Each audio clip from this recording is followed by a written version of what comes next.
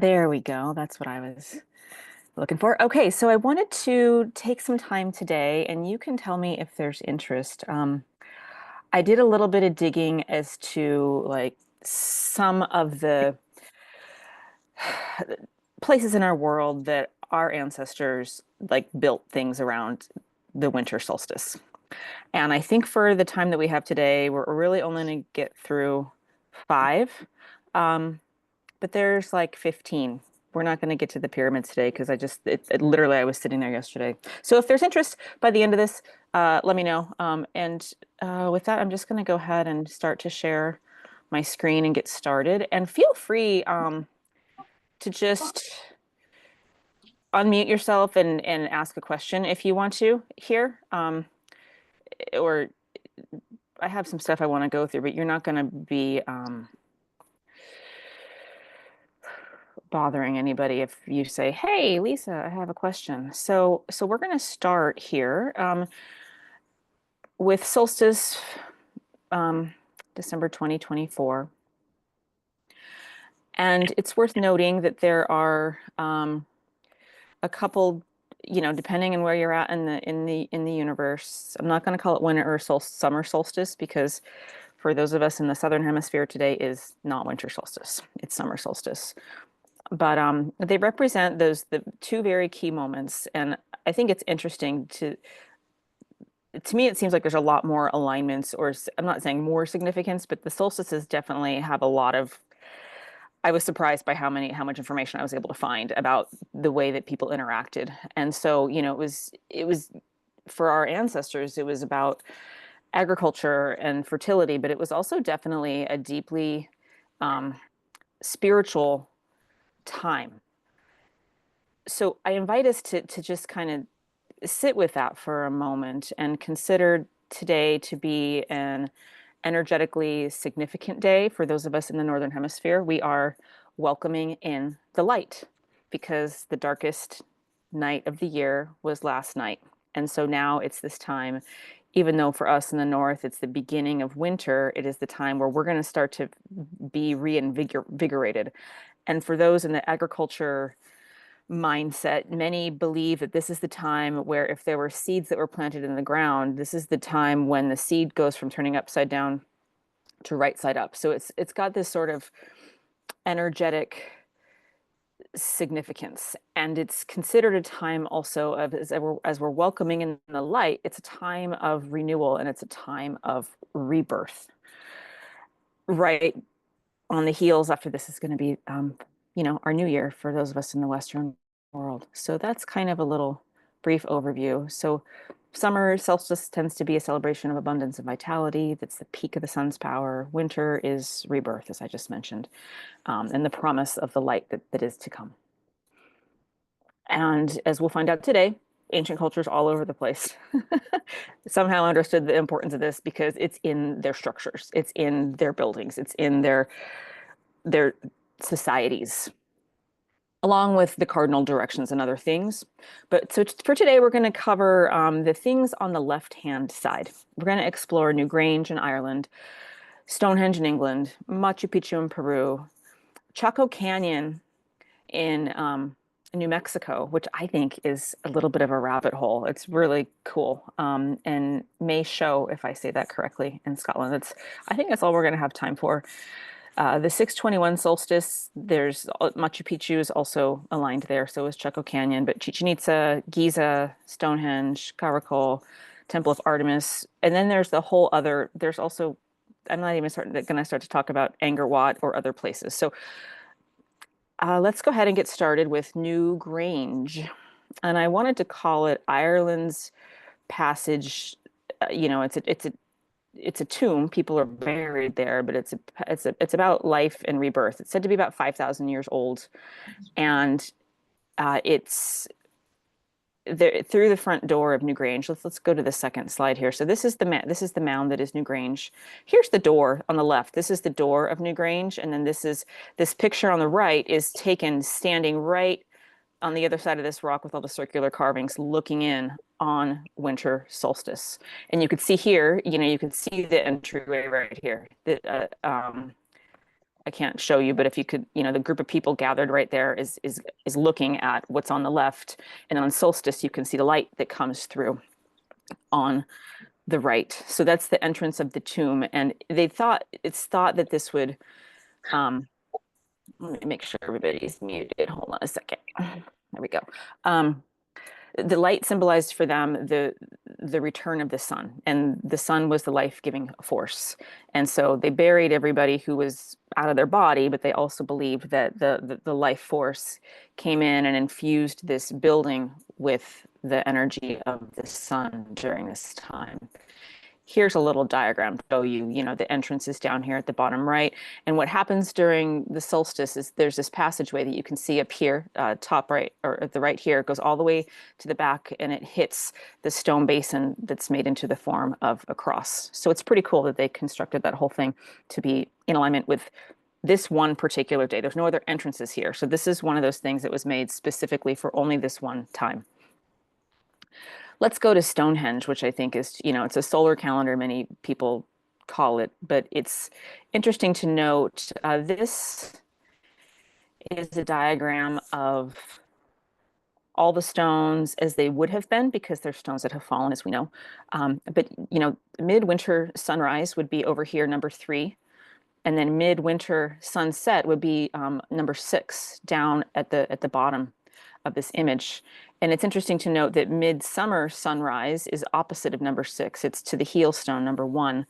And then midsummer sunset is over there at number 9. So both midsummer and midwinter, the sunrise and sunset, are the stones in Stonehenge are, we know they're super duper huge, but they're aligned with solstice and equinoxes. And then we're going to go to Machu Picchu.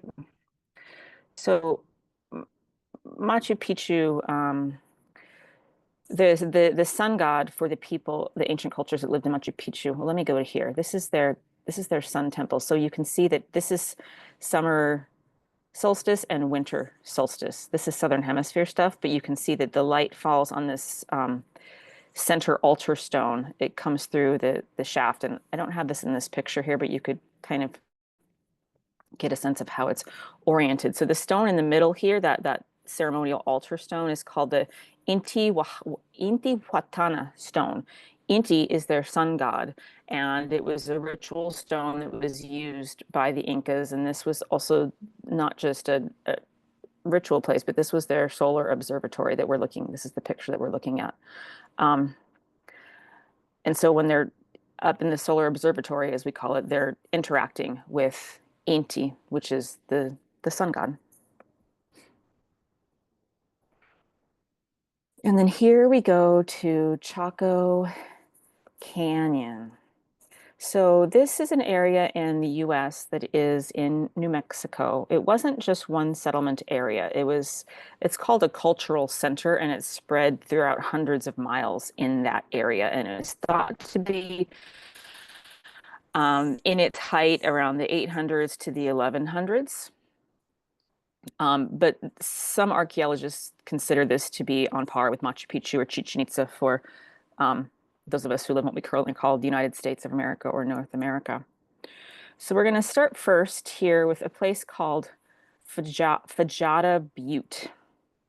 And here at Fajada Butte, there's a set of petroglyphs that interact. And I'm going to stop this particular share and go to a different share because there's a really neat kind of interactive thing that you can see. I find Chaco Canyon to be, I think we're going to spend most of our time here today on Chaco Canyon. So here at the top of this butte, there's a set of rocks that are in the middle here that have spaces in between them. And the summer solstice sun comes down, and you can see there's 2 carvings here. There's the big goddess spiral, and on the summer solstice here, the summer sun comes down, shines through these rocks, and gets a dagger that goes right through the center of this big spiral. On winter solstice, the sun comes through and creates these daggers that are on the precise outer edges of this spiral. And then we have spring equinox, There's a dagger that goes kind of to one side of the big spiral, but right through the center of the little spiral.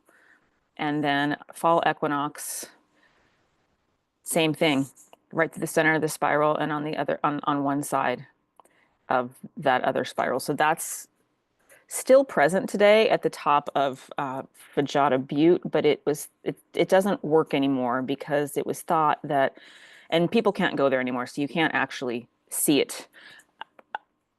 It's thought that maybe the amount of people that were going up there to look at it, like destabilized the rock. So something happened, and that big rock with the sun was shining through, like kind of fell a little bit, so it no longer works. But it was documented that it did work. Let's go to a place now called Wijiji. Wijiji is one of Chaco Canyon's places known as a great house. A great house was a huge house where hundreds of people were thought to live at the same time. And here you could see the ruins of Wijiji on the right side, on the left side, and then on the top right, this was thought to be the layout of Wajiji. So you see right there, there's two circular kivas, and those, I guess, were places where they burned fire, I'm assuming. And it was thought here that hundreds of people lived in this particular great house. They farmed maize and corn and beans. But if we look down here at the bottom left, you can see that there's this image, and this was the best one I could find on the internet. Um, but there's a notch in the horizon right at the center, and so it's thought to be that the sun rises right in the middle of that notch 16 or 17 days before the winter solstice. And over the course of the next 16 or 17 days, the sun traverses the notch and arrives right at the southern edge of the notch on winter solstice exactly. So whether or not that was man-made, that was something that you can see from this place. Um,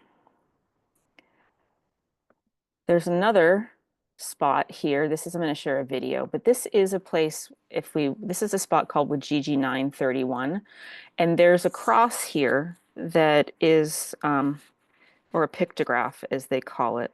And people wonder whether or not this was a sun watching station. But if we look at the video here of what happens on solstice, depending on whose eyes are looking, this may or may not be significant to you, but I find it interesting.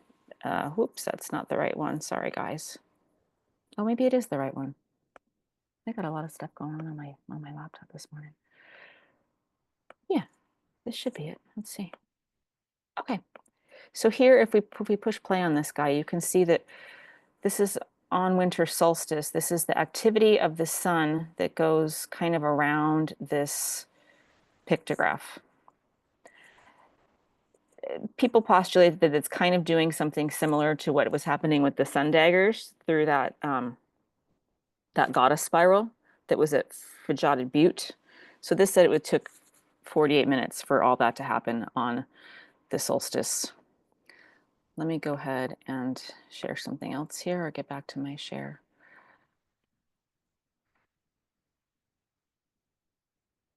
So then we have someplace really cool. This is where I think the rabbit hole really starts to kick in. This is called Pueblo Bonito. This is another great house. You could see the kivas there.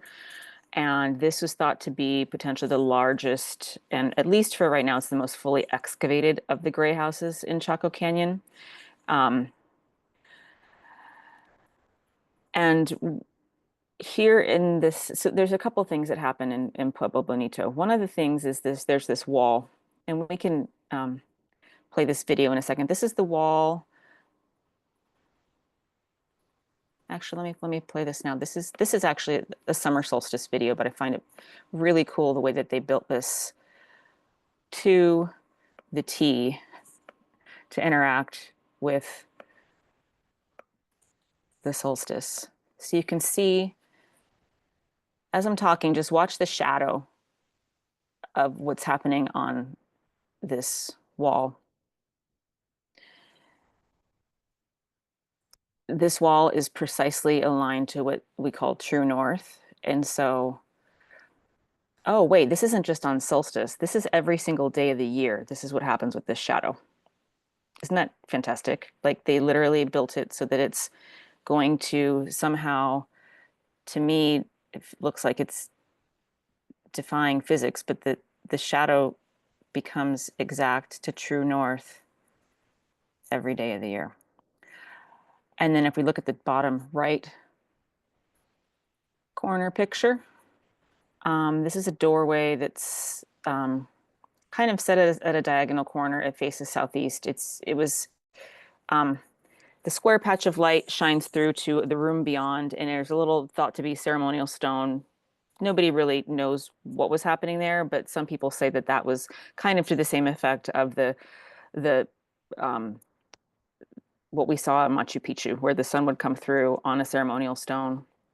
I'm not quite sure why there are no pictures available of that, but Chaco Canyon is accessible, but a lot of the stuff has been um, pulled back from public access, I think probably because of things starting to fall apart. So let's keep going. And we're going to go to May Show. So this is in Scotland, and this is a cairn. Cairn is thought to be a burial site. And so for about 6 weeks in the winter, this is what the cairn looks like during solstice. It's all snowed in. This is their winter solstice. This is what it looks like in the inside. And this doorway here is the light coming through the doorway for the 6 weeks. This is a close up of what we're seeing of this door that we're seeing here. And so on the left, we see what happens for 6 weeks around the solstice. The light starts to come down that hallway, that entrance hallway. But then on the exact winter solstice, what happens is what we see on the right-hand side, the light becomes exact. It shines all the way back to some stone in the corner at the back, kind of like the mound that we saw that we started off. And so some people think that maybe these people saw this as like their new year, the death of the previous year, the start of the new. Um, and it's interesting that Meisho was broken into by Norsemen about 1,000 years ago. They left a graffiti carving on, there was a dragon that they found in here. Somehow the Meisho was associated with dragons, and there was a dragon carving in here, and the Norse people, um, what do you call it? Um, messed with it, but I don't have a scientific documentation for why there's dragons associated with Meisho, but there's also this alignment with solstice. I got through that a lot quicker. I guess I could have done a lot more. Sorry, guys. My head was like all over the place. So I'm going to stop my share. And I do have some other things that I can share about solstice, but I wanted to start off there and see if anybody has anything, any reactions or any other information that they know about the solstice alignments.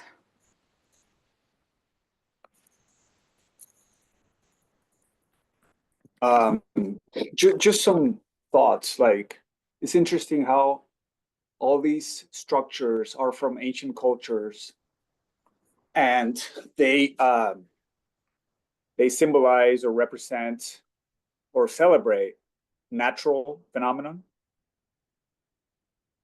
and they're all abandoned. They're all Those cultures aren't there anymore, right?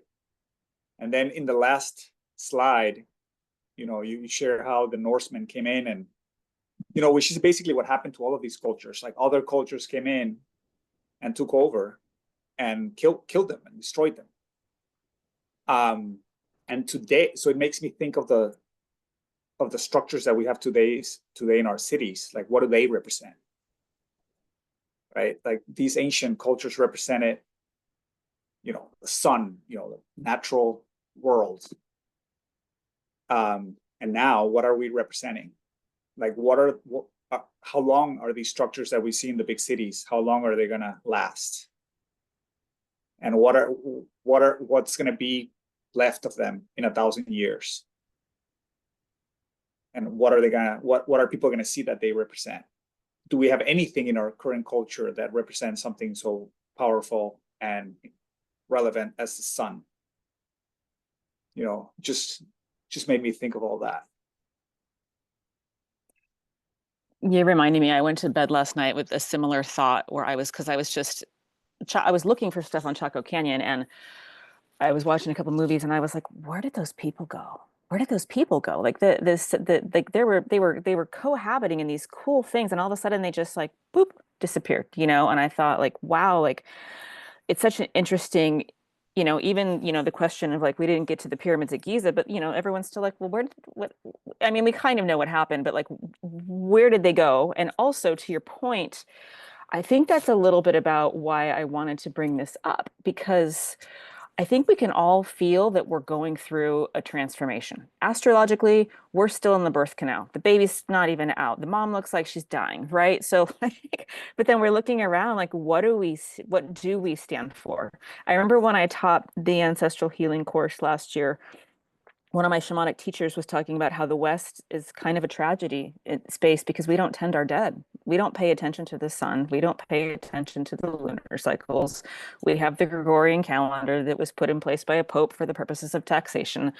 I'm going to get off my soapbox for a second, but I think that's why it's it's interesting to your point, Al, that like not that the world's going to heck in a handbasket, but really it motivates me to keep, you know, to keep be like for all of us to keep, as Lucia says, we talk the talk, let's walk the walk. Let's really kind of lean in and create. So thank you for that point.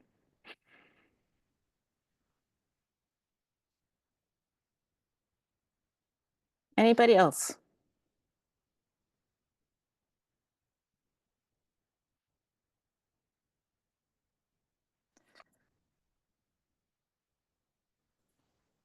Well, to that, I will say, I think that this gathering is one of the answers. That's kind of one of the reasons why. Oh, sorry. Hi, Heidi. Did you want to talk? I just muted you because I hear my voice. But do you want to, if you unmute yourself, you have something to say? Yeah. I tend to listen on one and then watch on the other. Wait, what did you say? Am I back? Yeah. Oh, okay. I was just gonna say, at the same time, here we are in 2024, like looking at what people left behind, and we know a lot, as much as we know quite a bit about those people, and we're really interested in them still. That's Well, just what I wanted to add. no, No, thank you. thank you. We were on the same page because what I was going to say was even though I just got on my soapbox, I'm like, for me, I'm like, at the same time, here we all are to celebrate solstice together.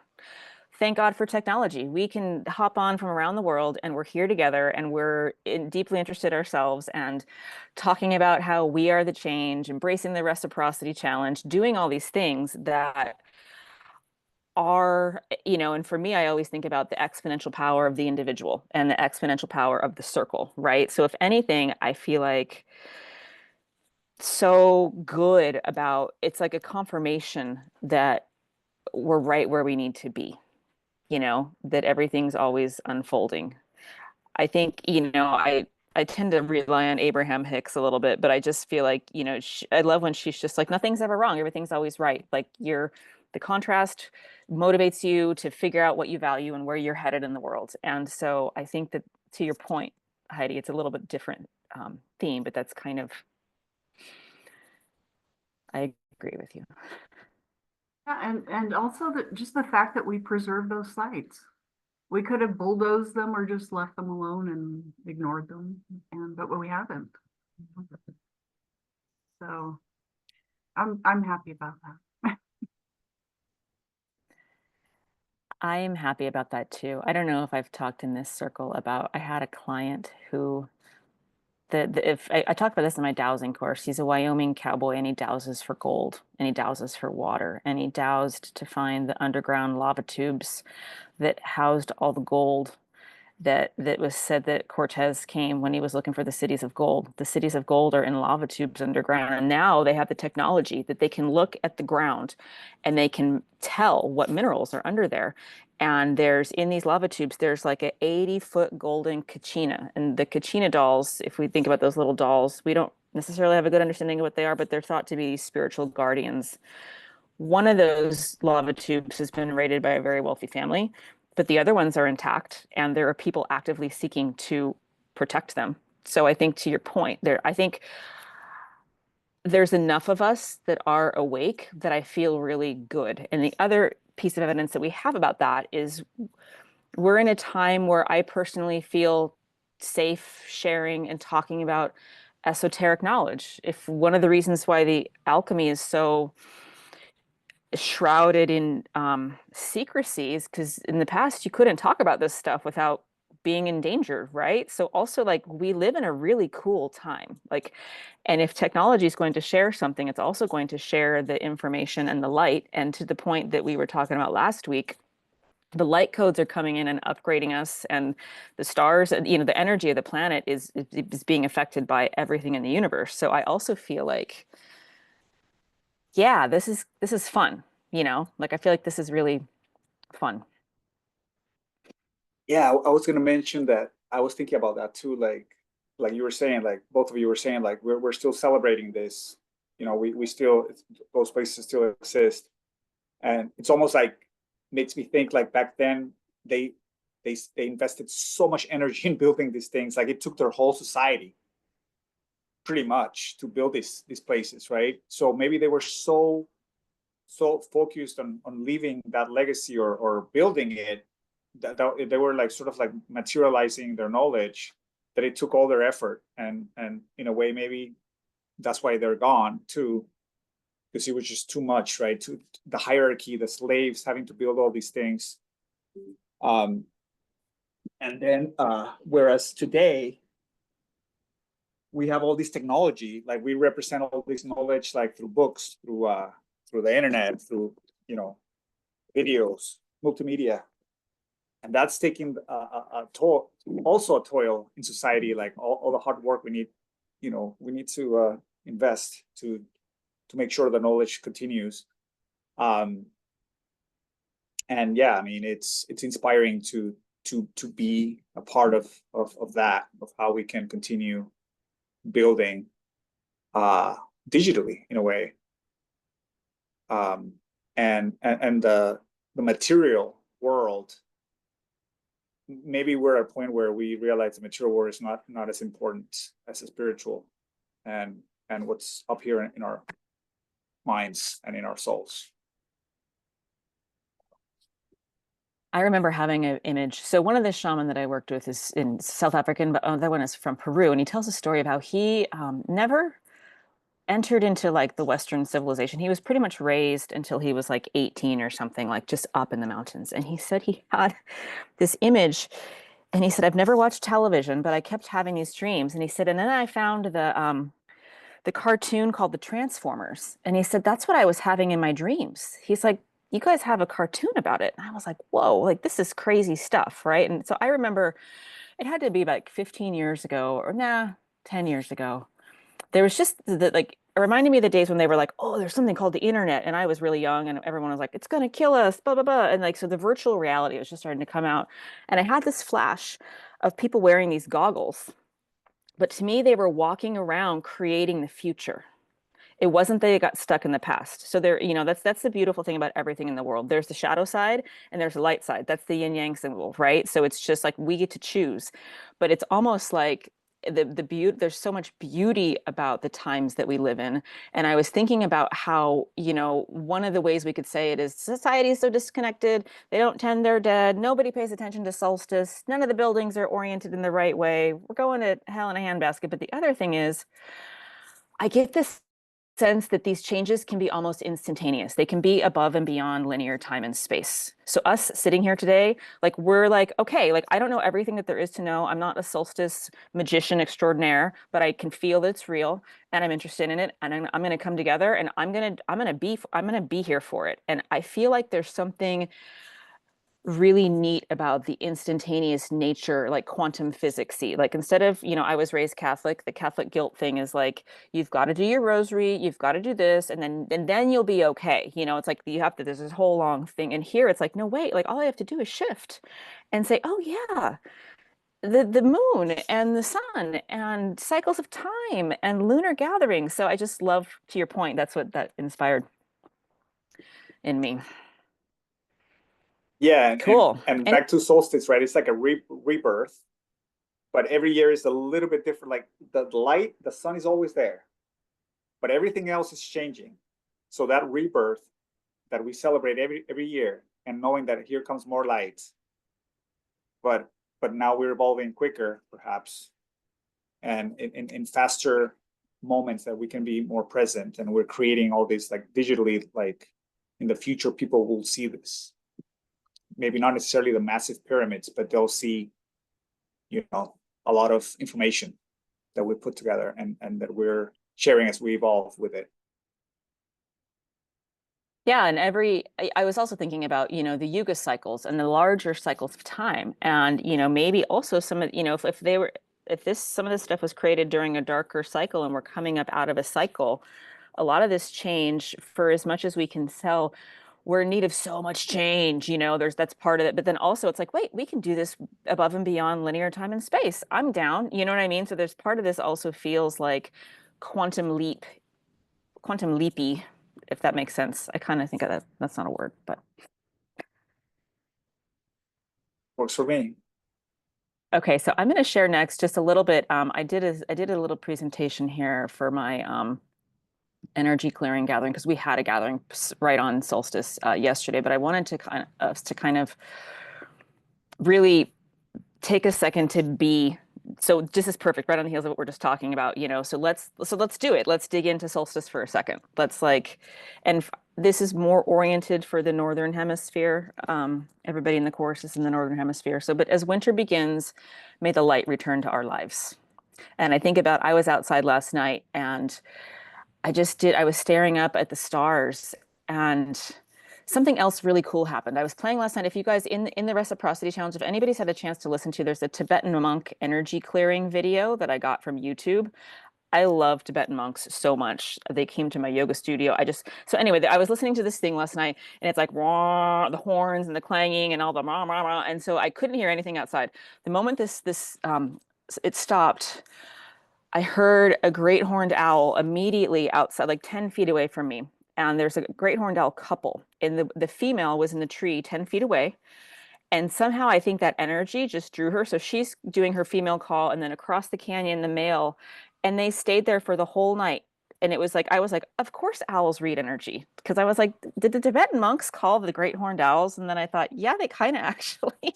And then I thought, wow, like that's my solstice gift. Like I'm gonna take it. So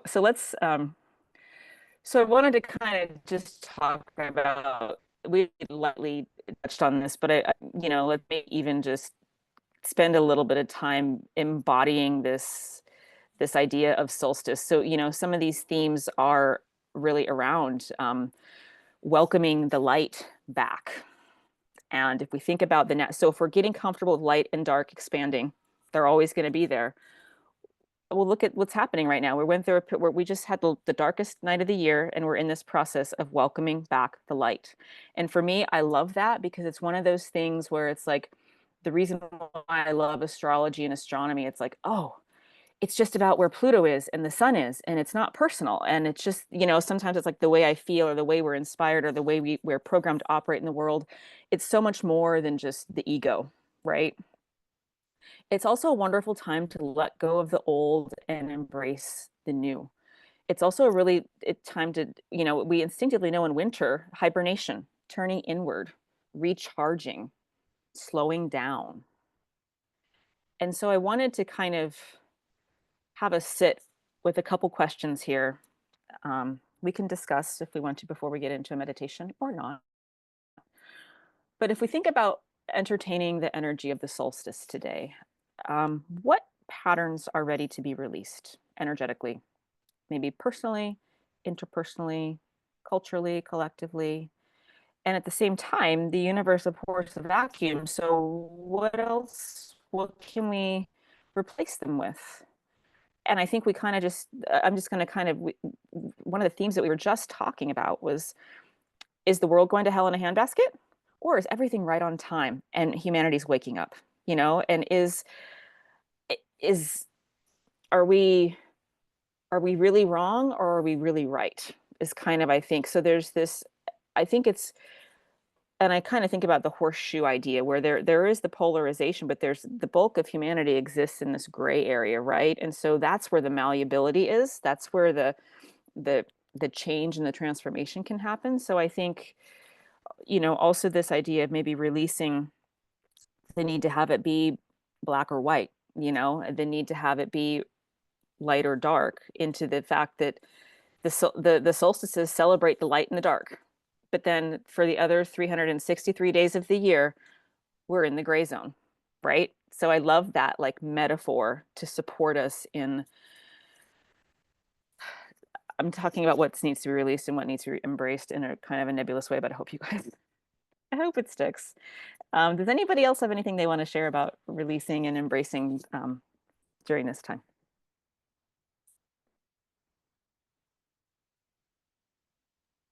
I guess I would just say that for me, um, I've been reflecting a lot lately, and the solstice just kind of um, it was perfect timing.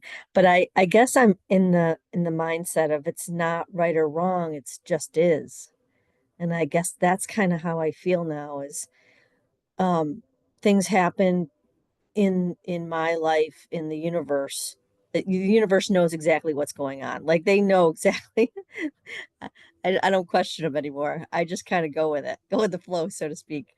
Um, but I love the solstice because it really does make me intentional about things that I need to look at closer, to really like I think of when I think of the sun coming through those ancient sites, I feel like it's just drawing attention to it, what's happening at the altar.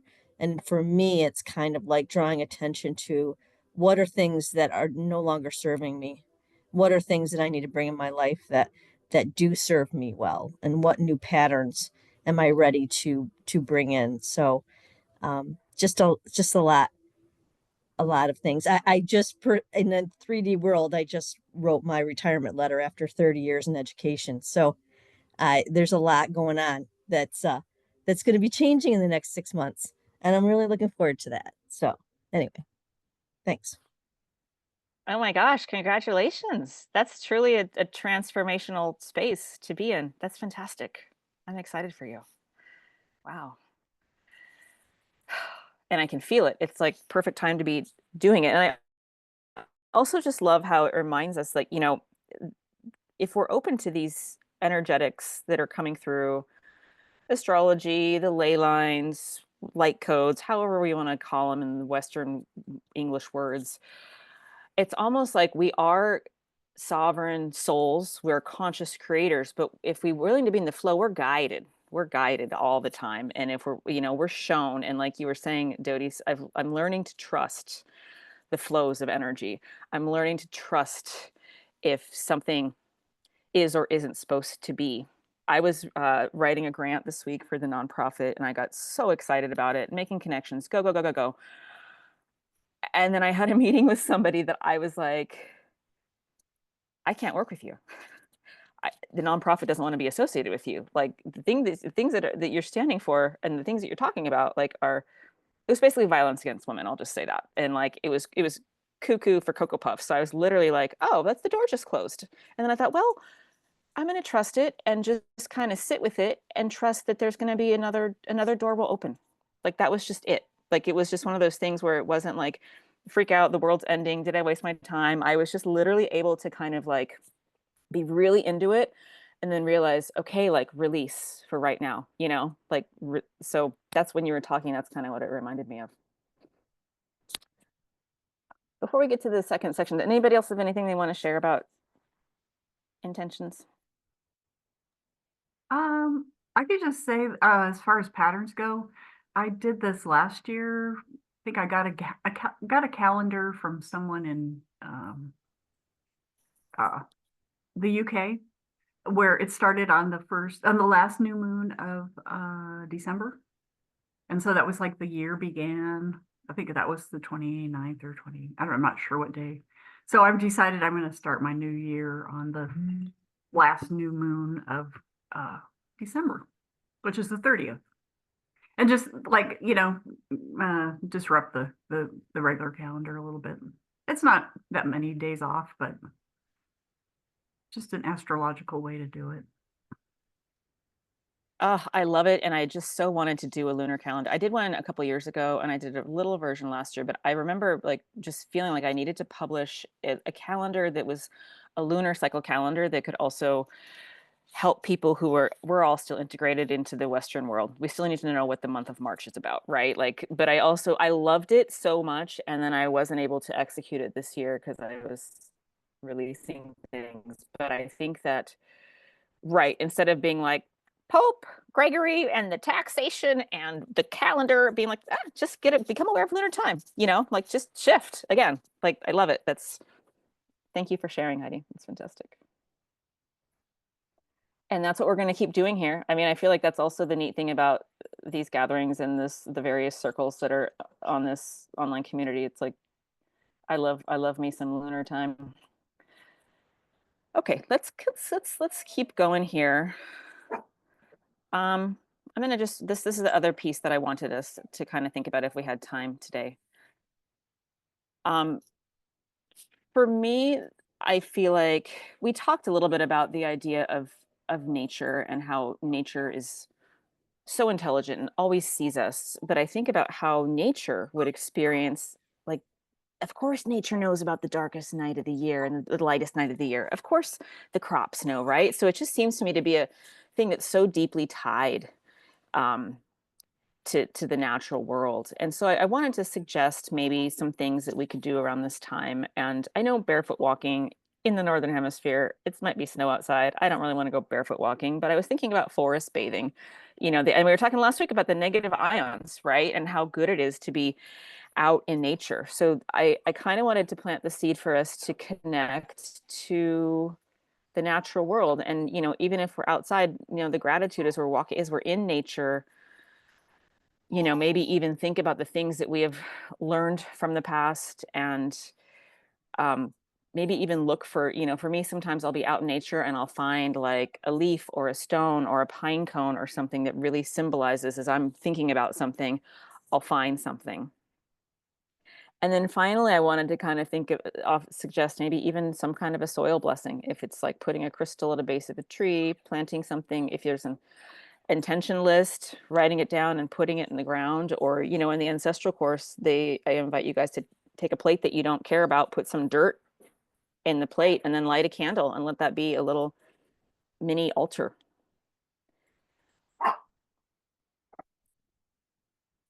So I have noisy dogs, so I'm going to be moving, but I wanted us to consider, to really be the change. How did the natural world communicate with you today? What is it about today? If we're seeking to connect to the natural world, were there any experiences in the last 24, 48 hours or the last week of time that really stood out to you? I shared with you guys my great horned owl experience last night. But I wonder if there's any way for that's a chance for us before we go into our meditation to kind of think about how did the natural world communicate to me? Even right now, I'm standing outside and it just stormed and all the oak trees have this bright green moss. And I woke up this morning and it was like all the trees just have like a green velvet coat on them. It's so completely fantastic. And I think about, the other question that we could ponder is how can we build that, continue to nourish that connection? If we're really seeking to kind of be the change, well, we're nourishing the connection by being here together, right? But also here's the wayward Chihuahua. Sorry, guys. How could we continue to build that? So the last question that I wanted to pose. I wonder if anybody has anything they want to share about their connection to nature, because solstice is a time when we're reminded that we are inextricably interconnected with nature. Yeah, I think the negative ion thing stayed with me the whole week. And so I go on walks. I usually try to like run, and it's been cold, and when I'm running, I feel all this like this fog interacting with me. You know, like that's where the negative ions are, in the fog. Or yesterday was like a little bit of rain, so I was like feeling the rain, and kind of like as I was walking, I went for like an hour walk, and I felt a little bit of rain, and felt that energy, felt a lot of electricity in the air as well.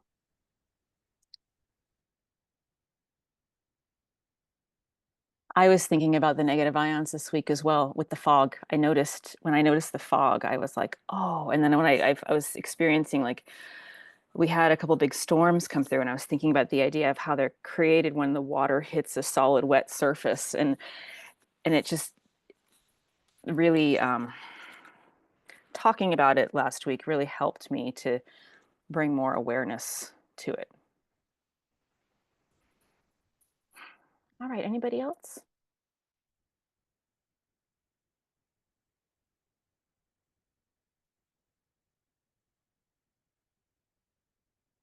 Okay, well, I'm going to stop this share, and I'm going to put one last picture up so we can do a little group meditation here to bring our gathering to a close. Thank you guys for being here with me today. This is a pretty amazing community. Can you, am I sharing? Can you see thank you with Stonehenge? Yeah, can you see that? I'm not sure I'm sharing the right thing. I'm sorry. Just let me. This is why I got a second laptop, because there's so many things on my laptop. Oh yeah, you can see it. Okay. Okay. So let's just prepare to kind of turn our gaze inward. You can close your eyes. You can turn your video off if that helps you to do that, or you could just, close your eyes and turn inward. And turning inward is on the heels of the darkest night of the year. Hopefully something that feels kind of instinctual anyhow. We're needing to do it all the time, but especially during these dark winter times in the north. Feel how good it feels to just come into who you are. And imagine, as you're looking inside into the darkness that might be inside your physical body, into this blackness, there's this flame or this golden light that emanates from your heart center. And that flame and that golden light is the essence of who you really are. Your soul essence might be one way to think about it. That light that can never be extinguished, that light that exists beyond this physical body. And start to connect with that aspect of you that is, as we talked a little earlier, multidimensional, beyond linear time and space. And if we think about, we can even invite all those, we talked about several monuments and places today, and those societies and those people that are now out of their physical body. But they had a light inside them when they were doing all that work, when they were creating those things that aligned with the solstices, among many other things. Maybe even invite them in to our gathering.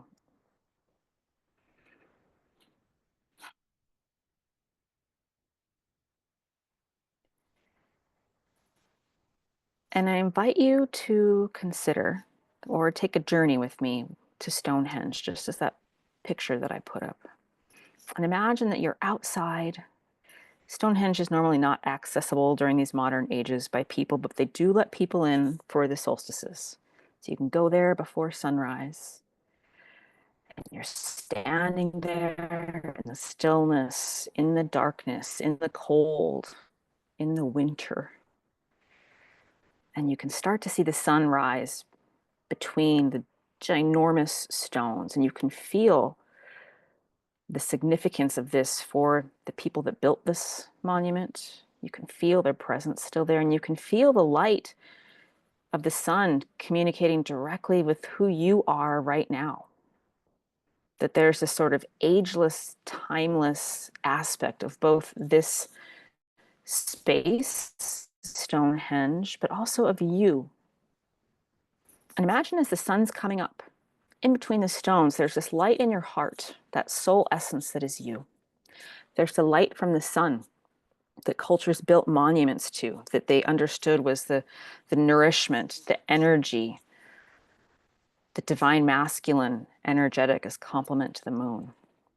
And just allow the light from the sun to enter and communicate with the light of your heart.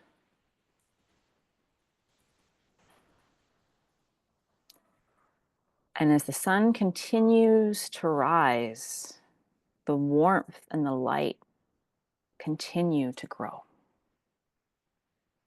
And you can imagine that your feet are planted on the ground, you're rooted into the soil, your spine is straight, your heart is open, and you're receiving this light, this energetic communication from the sun.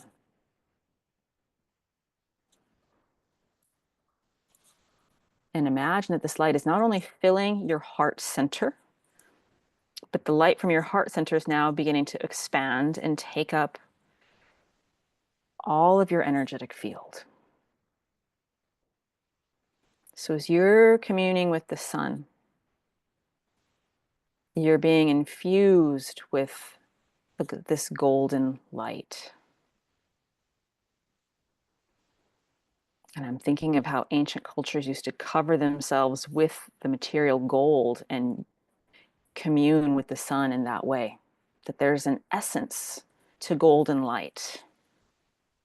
There's a vibration. And see if you can start to welcome it as if you're being steeped in it. Remember it, get to know it.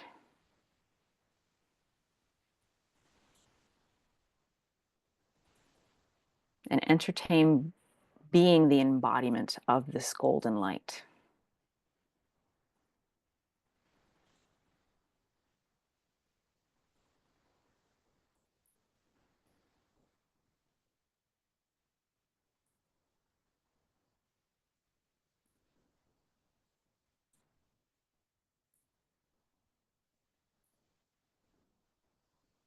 And now as you're communing with the sun at this sacred power center on our planet, we've talked before about ley lines and power centers. So you're standing in this vortex of sorts. Bring in your human you, the you that is in this circle today, this gathering. And maybe you use words, maybe you use images, maybe you use telepathy. Communicate with the sun about the seeds that you are planting right now. The vision that you have for your own future that you are creating right now, for the future of the planet, of the collective, of your community, of your family. And just trust that if it's coming to mind, it's the perfect time to share it with the sun, to be planting these seeds on this day.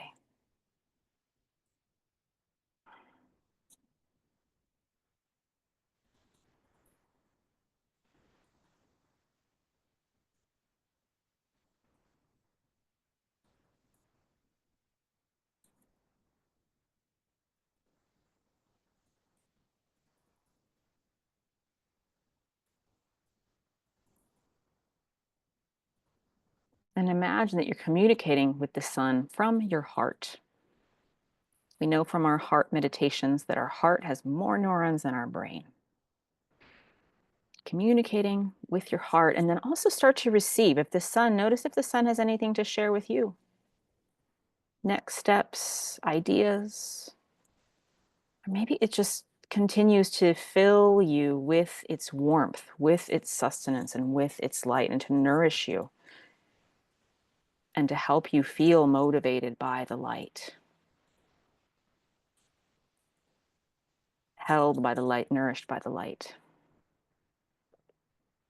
with the remembrance that you are the light. And that there is a light within you that you came to share at this time on our planet.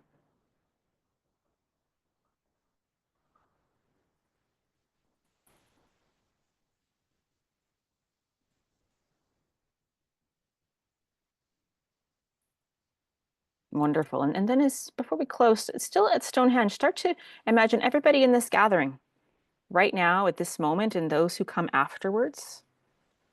And maybe even everyone who was there on Solstice itself, everybody's heart open, communing with the sun.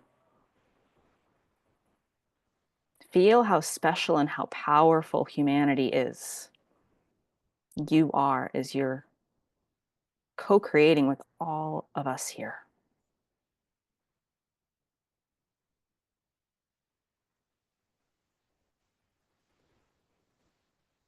And with that, maybe put one or both hands on your heart. Send a thank you to yourself for being here in this gathering today. Send a thank you to the sun for shining its light on everyone always. Embodying the existence above and beyond duality. The sun doesn't care whether or not people are right or wrong. It shines its light on everybody. And with that, we'll come back to our gathering.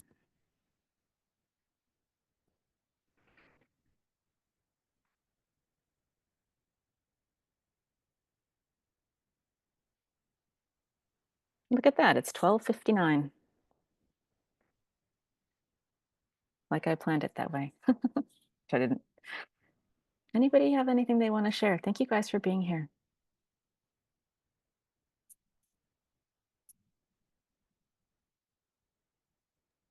Just thank you. This is exactly what I needed today.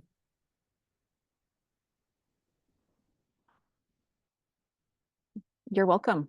Thank you for being here. This is exactly what I needed today.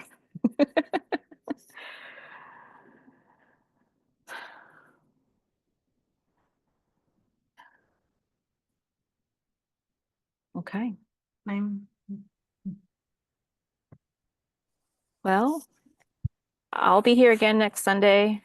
I was thinking to go into the rest of the stuff I couldn't have a topic on, but if there's something else you want to hear about or contribute about or whatever, drop me a note either in the Circle platform or you guys have my email. So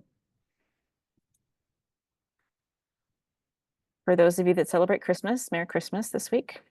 And I'm so grateful for this space. I'm so grateful for anyone and everyone that's here. Thank you. All right, guys. Have a blessed rest of this solstice, day after solstice, and hopefully see you next week. Take care, guys. Bye. You're welcome. Okay, thanks. Bye.